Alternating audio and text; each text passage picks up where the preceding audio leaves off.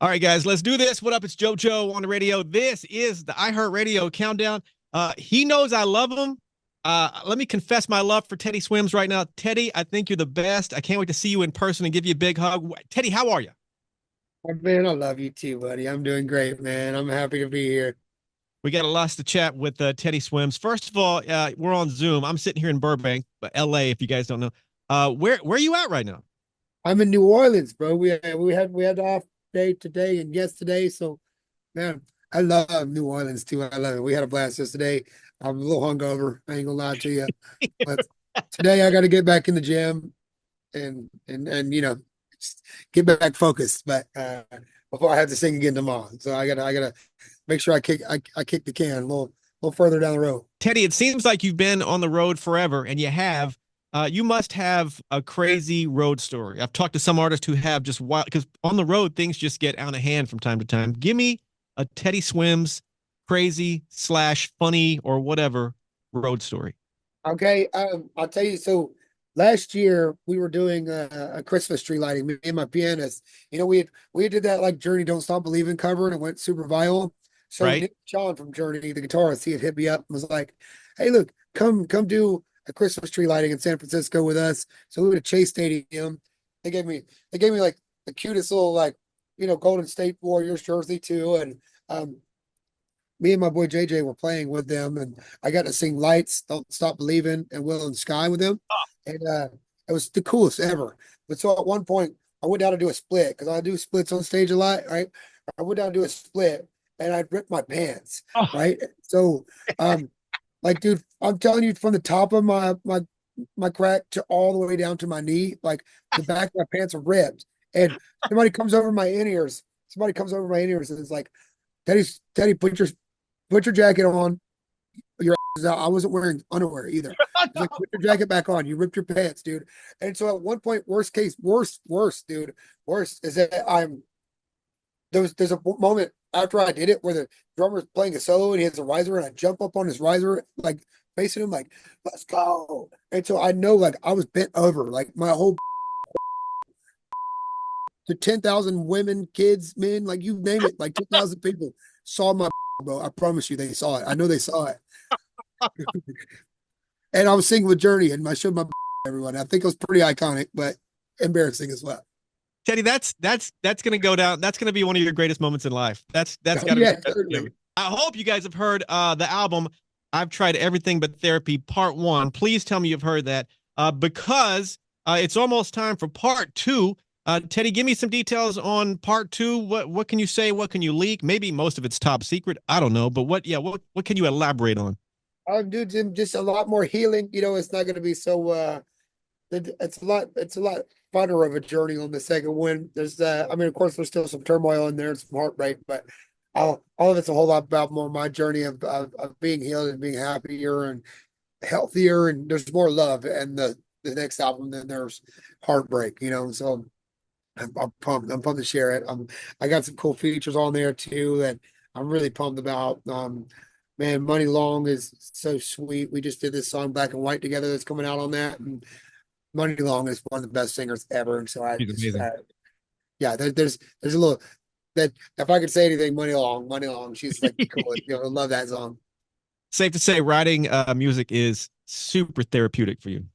Oh yeah, dude. I mean, I think what's beautiful about it too is that my little situations and whatever I'm going through is so real and specific to me, but watching other people, kind of gravitate towards it, or like it's always when you're playing like the songs like The Door live, right? And we always end our tour with The Door, and I was just kind of talking about my own situation, but every day I get to be in front of people that also have gone through like similar trauma, and we get to celebrate that together. So when that song comes on, we're all dancing, we're all happy, and we're celebrating that trauma and like reprioritizing that pain in the celebration, which is like and celebrating it with other people who are going through the same thing and feeling safe to do that. It's like the coolest thing you would ever do, because the best revenge is success, isn't it? And Right? so and So so true.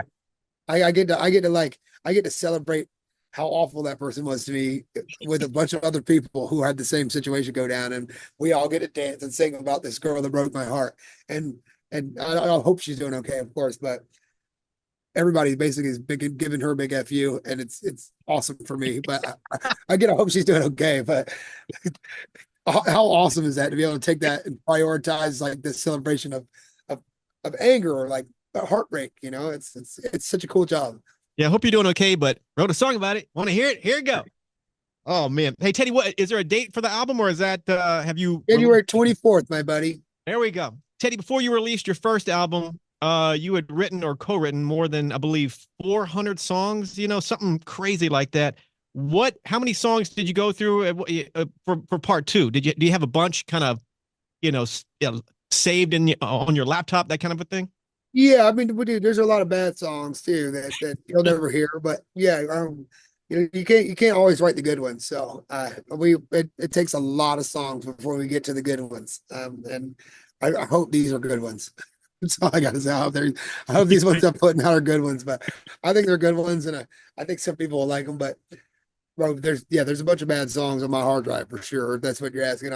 I've got hundreds and hundreds of bad songs on my hard drive, or unfinished songs that are maybe good, but probably mostly bad.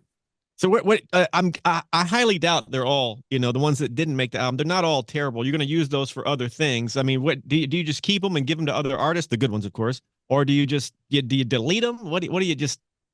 Well, sometimes you get drunk on the bus and you're playing with your buddies and you're like, man, why don't we do anything with this? This is so cool. But then you wake up the next day like, this was not good. This is not good. I didn't. So maybe sometimes I'm drunk and I hear it again and I think it's pretty cool. But for the most part, yeah, maybe it goes to a different artist, or maybe it finds its home down the road somewhere. Maybe 4 years from now, it's like all of a sudden like really good, and you're like, whoa, maybe what we should have done is made this like this. Maybe we just the production wasn't right. Maybe we need to rewrite the guitars on it, and then it's something special. And so I think that a lot of those dogs have their day, but a lot of times it's just bad. Fair enough. Teddy, this is the impossible question for a writer like you. What is your favorite lyric you have ever written? Whether it be from a past song, something current, or something in the future. Don't give out anything you can't give out. But favorite lyric you have ever written. Impossible question. What can you say? Um, I didn't write this lyric, but it is my song, and so I didn't write this lyric, so I'm jealous about it a little bit. But it's like my first album, the first song on it. It's like this song called "Some Things I'll Never Know," and it says, when did your heart let me go? I guess some things I'll never know, and it's done a lot for me as like far as healing and like letting things go and accepting things I can't control, and like I didn't write that lyric, but it's my song, so.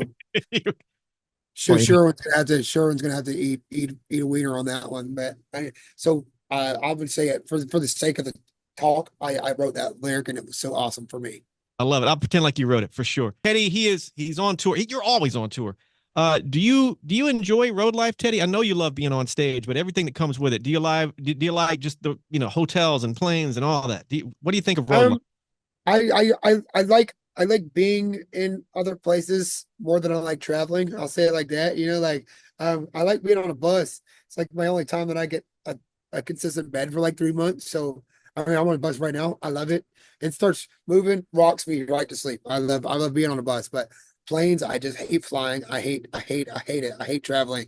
But I love being in other places, you know what I mean? So I think the hardest part about road life, I would say, is that somebody doesn't quite prepare you for, you miss some birthdays and weddings and funerals and just deaths and a lot of time with your family. It's so cool when we were just in Savannah, right? And there's this baseball team, the Savannah Bananas, and so my little cousins came, and I was like, dude, they gave me a Savannah Bananas jersey, and they got to hang out with those guys, and so I was like, I look like the coolest ever for like introducing my little cousins to the Savannah Bananas, but also I miss so much time with them too. I don't get to go to their games, and I get to sponsor their baseball teams. And they put Teddy Swims banner on the field, but I don't get to go to any of the games, and I miss them. They're just growing up and getting so big. Every time I get back with them, it's like my little cousin's almost as tall as me, and I was like, dude, you were just 3 years old. What happened? So, um, Right.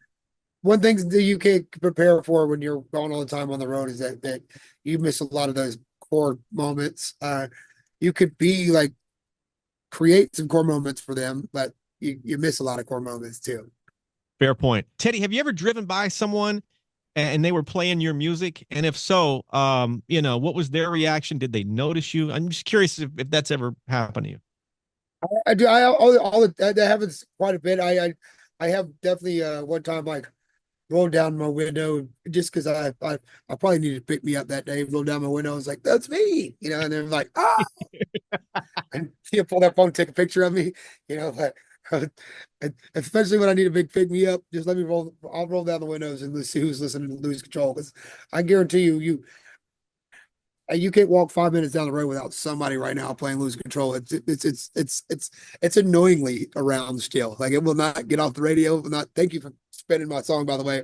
But it will not go away. Like it's awesome. It's awesome in the right way, but also like I'm getting sick of it too. But also No, so I'm gonna have to I sing it get for the sick next 30 of years. When I found out that my career, like my dream of my career is like hopefully you get one of those songs that you'll have to sing for 30 years, a song that you're already tired of, you'll have to sing for 30 years. And I was like, wait, is this what the job is? Like I'm gonna have to sing this song for 30 years, like the door for 30 years. I'm gonna have to keep singing that. Because I'm already starting getting tired of it. So if you do a concert and you don't sing, Lose Control or The Door at this point, your fans are going to revolt. I mean, yeah, exactly. So I of course I still love the song, but I mean, I just going right back to that ex-girlfriend, like, man, how cool is she? I got to sing about her for 30 years. oh God, Teddy, The Door. Let's play this track. I've played it 1,000 times. I just love it. Oh my God. Any backstory we need to know on this track? I mean, I know we've talked about it, but what do you want to say about this thing? The coolest part about that song is we were writing this song was I was still going through this situation with somebody and like, it was those words fell out. And I remember going back home to that girl and showing her the song. She'd be like, "What is this about?" And I was like, "Oh, but it was so weird. I was so numbing myself with like alcohol at the time that we wrote this song. And it wasn't until way after I got out of that situation with that person that my heart was writing that song and telling me to get out of the situation. It's so weird how like you could write something and then your subconscious is telling you to get out of a bad situation. And it wasn't until later on that I was like, wow, I was telling myself to do this and I was not even listening to myself at all until I got out of the That's situation. I was wild. like, oh, yeah. And so it now when I listen to the door, it means so much more to me. It was like, well, just listen to yourself next time. Your heart wants to go. Your heart wants to leave. Just leave. I don't don't stick around. Don't look for a way out when it's the doors right there. Teddy, I saw a video of you. I don't know where it was, but you were walking through a mall, and this girl was playing. I think it was a piano, or I forget what instrument. Forgive me, but she was playing "Lose Control," and just so happens, and I don't know if it was set up ahead of time or not, but you were walking through, and she's playing your song, and you jump, on the mic right with her. Crowd starts to form, and you start singing the "Lose Control" with her. Describe that moment because that Yeah, seems so dude. cool. Doxia is so sweet, man. And we ended up like the next day too, going. I think it might have been Brisbane or Melbourne or something. I had her come do Still the One by Shania with me on the next show, and I was like doing some interviews with two while I was out there in Australia, and like on the morning shows and stuff like that there, and they started having her on there and like talking about me, and she's like got all these interviews, and last time I talked to her, um she was talking to labels and stuff. So Oh I've wow. so I think I don't know. I'll have to call her when we get off, but ask if she ever got signed or found a manager because she was didn't even have a manager at the time. And I was like, girl, you need to be represented before you can start talking to some labels. And um, um but that moment changed both of our lives. Maybe a new friend, but um it's crazy how the internet is so powerful. It could just one moment can just change your life forever. And that is like one of those moments for both of us. In that moment, I just changed your life forever. Just one little singing, like just like with "Don't Stop Believing" when I just sang two lines of that song, and here I am showing my to all of San Francisco. That's so right. Teddy, we've talked about this before. This is a me thing. I am obsessed with the paranormal, ghost, haunted houses, all that stuff. I've got a podcast called Paranormalish, and I do this even when it's not year round, not just because we're close to, right around Halloween. Have you ever had anything you would consider a paranormal encounter? And the reason I ask a lot of artists this is because you guys stay in a lot of hotels. Some of these hotels have history, things happen. Have you ever had a paranormal encounter? Teddy Swims. Yeah, when I was a kid, me and my friends, I was like maybe 15. First off, you should have me on your podcast one day too, buddy. But I would love um that. Yes. I was maybe about 13 or 14, my friends came over with a Ouija board one time and we we talked on a Ouija board or something. I I still don't I believe again if I can't say it doesn't exist, I believe everything that exists. And so I don't say it wasn't real, but I think one of the kids was moving it though. But they all said they weren't. But I mean, it was creepy. It was definitely weird. Be in touch with like a spirit that's talking to you on a Ouija board. Like when my mom found out I did a Ouija board, she was like very like, "Why would you do that in my house? Why would you invite spirits in my house?" So I definitely got in trouble for it. But I again I think it was one of those the girls like that was moving the glass around. I don't know if it was true or not, but I One of believe the, absolutely. one of these days, I want you to join me on a real ghost investigation. I would love for you to join me. Of course, I want you to join me on the podcast. And I have a bit of a challenge for you. You stay in a lot of hotels. You're always on tour. A lot of these hotels, without even knowing, I bet you most of them have a history. Like don't stay don't stay in room B340. Look out for the seventh floor, that kind of thing. Would you consider requesting the haunted room and stay in there and then kind of reporting back to me and tell me what you found or what you didn't find? Yeah, absolutely. I'd love to. Yeah, I mean, I did. There, there could be some creepy stuff, but I mean, they can't hurt you. You know what I mean? I think that's like the and that like the deal of a ghost or something. They're not allowed to touch you or something like that. So Yeah, I've heard some stories where most don't, if you believe, a lot of people could be lying to me for all I know, but some stories, they've, had been physical with them, very, very rarely. But I'm about to record a podcast with a girl that had a ghost pick her up and toss her. Yeah, I haven't heard the whoa, entire story yet. I'll let you know once we do the podcast, but sometimes, yeah, things get a little out of hand. But Harry. you look out. True or false? You manifested your record deal in, I think I heard 6 months. Yeah, true, I, man. I believe in manifestation. I'm curious, when you say manifest specifically, what do you do? Do you have a manifestation board? What's your process? Well, I just told my friends that we all moved into a house together, right? So, like, I figured if we had 6 months of just doing cover songs on Instagram or YouTube or whatever it was, and then, you know, continuing to write as well while we're doing it. Look, dude, if we all have our brains together, just like focus on this one goal, like we could print our merch, we could distribute our merch, we can build our studios, we can record our own songs, we can film our own videos, we can all do this together for 6 months. There's like no way that this is not going to be thriving. And so I had all my friends move into a house together. It was a 5 bedroom house in Snellville, Georgia. Um, we ended up making it an 8 bedroom house. Like we were putting like plyboard walls up to make 2 bedrooms. Love it. Garage, we were distributing our merch out. My brother was coming everywhere every day and distributing merch, shipping off merch to the post office every day. We had 2 studios in there. My buddy Jesse, who's still on guitars, was living in his room was also a studio, but it was also a garage that he was living out of there, and like we we just did 6 months. And June 25th, 2019 was the first cover we did, Rock With You by Michael Jackson.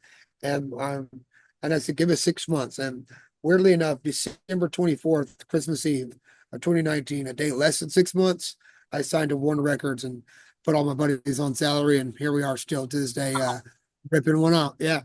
Manifestation, it's safe to say it's real. But it's definitely real. I, I tell you what, my biggest motto is always make more promises because I just make the craziest promises. But if I love you, I ain't gonna lie to you. So I'll just make promises I don't know how to keep, and they're gonna be kept because I ain't gonna lie to you if I love you. And so I just start throwing promises at the wall all the time. Just been like the most ridiculous promises just to see if I can keep them. You got a lot of super fans. People love Teddy Swims. What are you a super fan of? Is it a group? Is it an artist? Is it a sports team? What is Teddy Swims a super fan of? I was just talking about this with my pal yesterday. I'm a big Georgia Bulldog fan, obviously, being from Georgia, but Kirby Smart, Kirby Smart, the coach. I've met some people that do my job, like like you meet John Mayer, like you think you'd be nervous, or you meet like Chris Stapleton, like, and it was great hanging out with them. But the first time I was ever like just starstruck where I didn't know what to say was the head coach of UGA football. I was like, I met him, I met Kirby Smart, and all I could say was yes sir to him. He's like, so you playing down at the Georgia State? Yes sir. He said, well, I heard you sing great. Yes sir. He said, I've seen some good bands over there, and I was like, yes sir, yes sir. And I couldn't I could like he just starstruck me. I never felt that way in my life. I know even when we took a picture, my hands were shaking. I was like, I didn't know I could get starstruck. I like that happens to me all the time, but dude, it was the UGA football coach that starstruck the mess out of me. That was the only person that really got me. What a trip. Did he must have known, like he could tell that you were like Oh shaking. yeah, he must have known I was nervous as hell for sure. That's all I could say. I never got another word out of like yes sir. That's all I could do. Message to your fans. I mean, you got a lot of fans, fan base is growing, obviously. What do you want to say to this group of people? I love you, baby. That's all I got to say, man. I love you. I love you. Thank you for making my feelings matter, and um, I, and thank you for validating my feelings. And if you're ever in a relationship with anybody that is not validating your feelings or making you feel like your feelings are worth having, then they probably shouldn't be in your life. You know what I mean? And thank you for making my feelings matter. Thank you. I love you. New album, I've Tried Everything But Therapy Part 2. That's coming out what day, Teddy? January 24th. What else do people need to know about Teddy Swims, Mr. Teddy Swims? Um, man, I don't know. I like jelly beans. Next time I The see cheap you, ones. I'm gonna peach jelly beans. That's what you That's like. the best one ever. Yeah. I don't think I've had a peach jelly. I've had a lot of flavors. I don't Oh, think I've they're the done peach. best, bro. They're the best. Or the sours mix is pretty solid too. I mean, just any jelly bean at all. I mean, not like the licorice one sucks, but I'll just take any beans you got. Teddy, it's good to see you, dude. I can't wait to see you in person. Congrats on everything, man. Can't wait to see you, JoJo. Good to talk to you, buddy.